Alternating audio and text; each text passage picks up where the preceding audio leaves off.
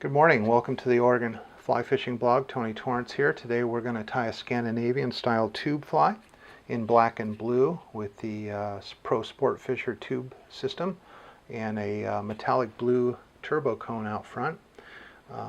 First of all, let me slide this fly off and I will get my 40/40 tube slid on here. I've already pre-cut the back to 15 millimeters. The Flexi tube, which slides on over, is for weight, and that is also 15 millimeters. I will put a little drop of super glue right on that tube. Slide the Flexi tube, which is metal, right over that. Get my white thread, build a little dam in front of that metal portion.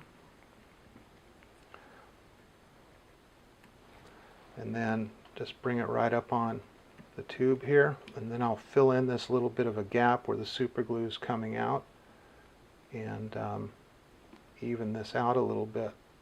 Okay, then I'll go right in to the back where I'm going to start with my silver tinsel. So I have some oval silver tinsel here. You can use your personal favorite. Lagerton is mine, or Vivas, both good options. I will start by first wrap, just pulling that snug, laying each consecutive wrap right in beside the next for a total of 4 wraps. Tie it off on the underside of the tube, slide it in, or get a couple wraps and then bring it out front. I'll clip this off right about where my ostrich roll will set for the butt of the fly. And then I'll just put a little bit of thread down. So I have a little bit of fluorescent orange Danville 4-strand floss here, and I will tie that on the back side and then start wrapping this one next to each other all the way back, trying to keep it fairly smooth. Get it right up against your oval tinsel, but do not go over the over tinsel because it will leave little strands that are easily torn up by anything from fish teeth to catching it on brush or the bottom. Tie that off. I'm going to snip that right there. Next, I'll take some fluorescent orange fluorofiber, and I will lay that. I want that about as long as the body of this fly, which is going to be right in there. So I'll lay that on top. Try to give you a bird's eye view here. Get it right up on top of the tube.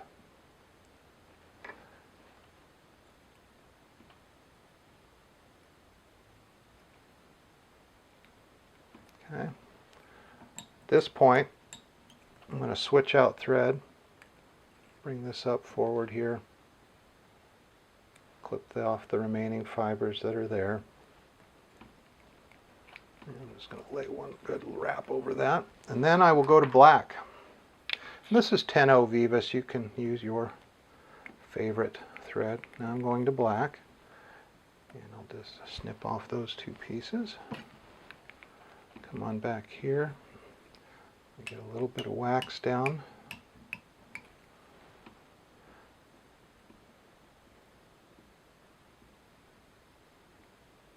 Because now I will tie in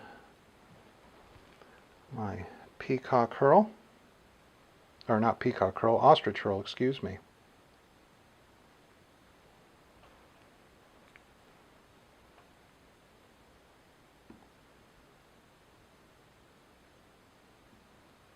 Okay.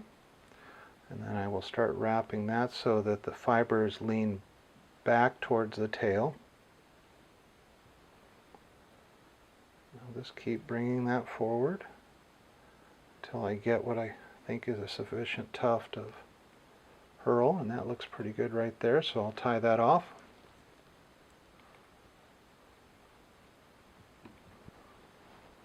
Bring that tail up. I'm just going to do a little fine snipping. You want I don't like the fibers. I used to tie these things with them all even, and it just looked like a blunt little flag hanging out the back. I like to have a little taper to these tails. You know, live and learn. And that fluorofiber is just the brightest material you'll ever see when it hits the water, and it really reflects light. So now I'll lay a little base of thread here, grab my medium oval tinsel, lay that in position, come forward,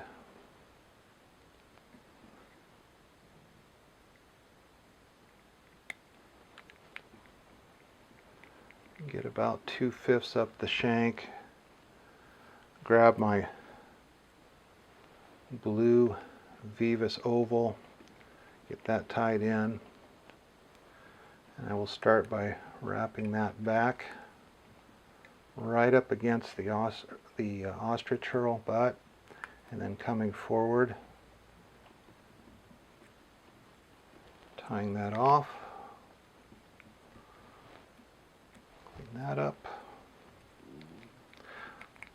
lay down a little bit of thread to smooth this out and cover this up a bit before I start to dub.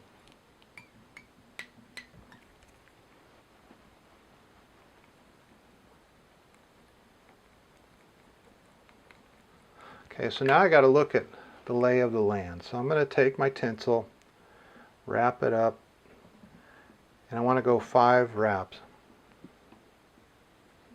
And that looks like that's going to work out pretty well.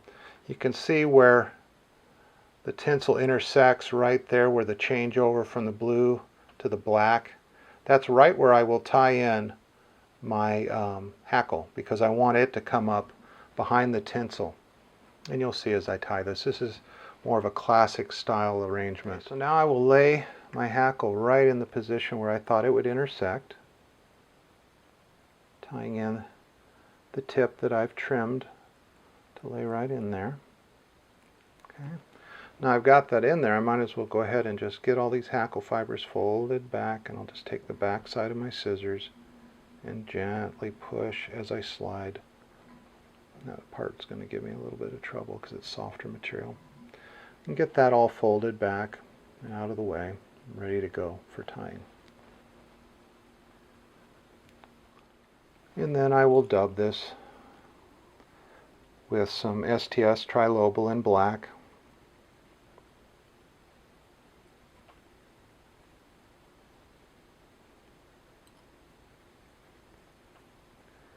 And I'm just going to lay that on there loosely, making sure I cover the area right where I started, and then work forward evenly with spreading these dubbing over the body portion of the fly.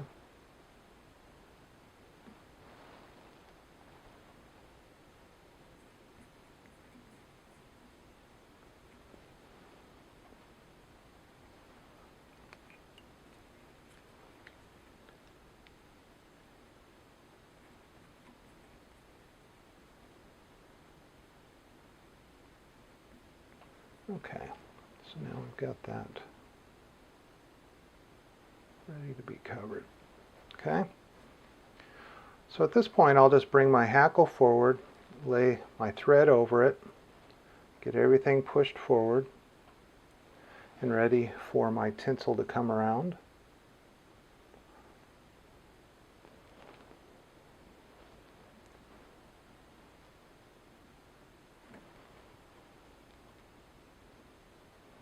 And as I come around on my third wrap, I'll move the hackle back out of the way and just continue wrapping my rib all the way up and then tying it off. Okay. Yeah, that's going to lay perfectly. Okay, so now let's just get rid of this tag of tinsel and the core. I'll put a little bit of wax on there. And then I will start bringing my hackle up and around.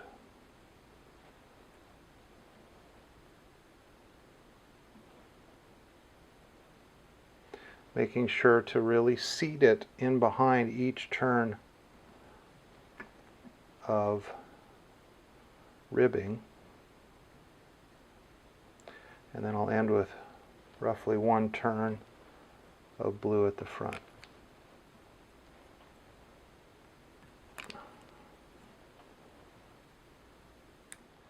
Now we're going to wrap some blue-eared pheasant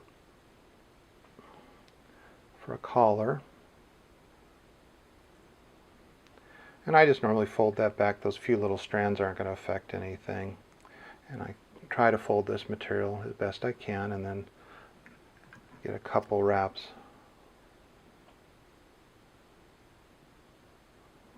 around that head.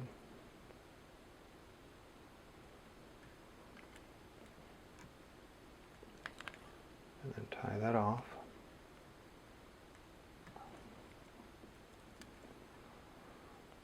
I usually use, the shorter, stragglier feathers that sometimes you get in the pack are perfect for this. So always good to save and use all your materials as best you can. So now I have some blue Arctic fox, and I want this to come back and the very tips just to barely come to the tail there.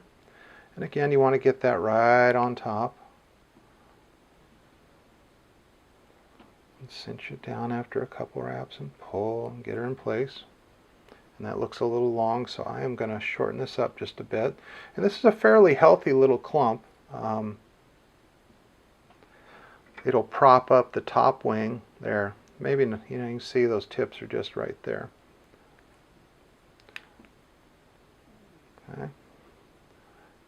Take your thumbnail and spread it around a little bit and get a nice coverage of that, and make sure she's right on top of the wing, or on top of the fly.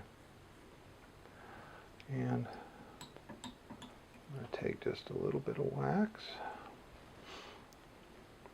and then I will take a razor blade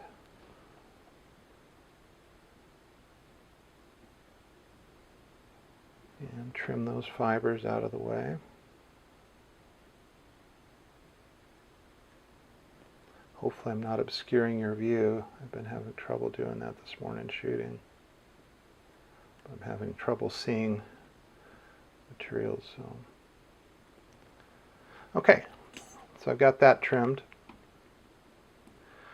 Next I've got some blue ice angel hair, and I just kind of take that under, divide, pull under, wrap over the top, and then slide this down and come over and just feather it with my scissors to trim it. And I usually leave this just a little bit longer than the wing, and then the top wing will come over that. Okay. And then we'll tie in some blue guinea.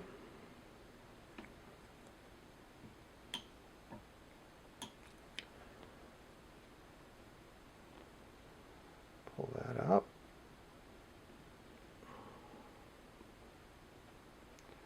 Trim out the end of that.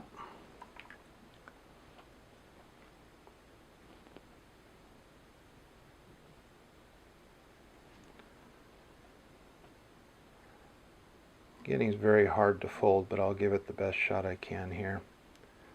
And then I'll just kind of use my fingers as I wrap. And I like the speckled feathers. You can use the spotted ones too. Whatever you got works. I don't think the fish matters to the fish a whole lot. I do like the look of the speckled a little bit better, but come on, feather, do what I want you to do. There we go.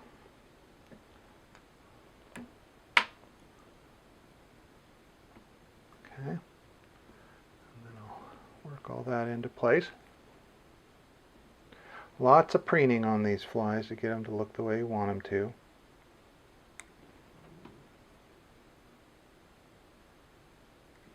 Okay, our last clump of material to go on top is black Arctic fox, and this is going to come back to about the length or beyond the blue ice stub, or excuse me, angel hair, and then I will cinch that down and push with my thumbnail and get it in position on top of everything. And then check it, make sure I've got the length right, and it looks about right to me. So I'll get a couple more securing wraps on there, and then come in with my razor blade again.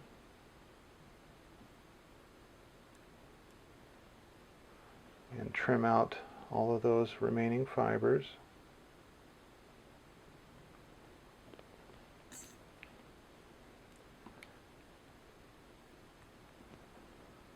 Now at this point you could put some jungle cock on, which I do think, yeah I do, I have another one that's a little different with jungle fowl, and it looks really good on there, and I don't know if it matters to the fish. I've caught them with and without, so I save my good stuff for my more traditional little wet flies and stuff.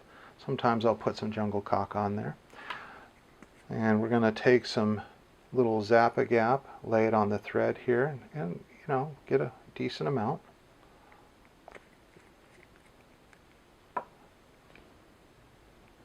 And coat that head with the Zappa Gap. Okay. And then I will come in here and just trim that thread out. Lay my turbo cone in here. Twist clockwise looking down at the fly. Get just the way you want it. And then leave that and let it dry.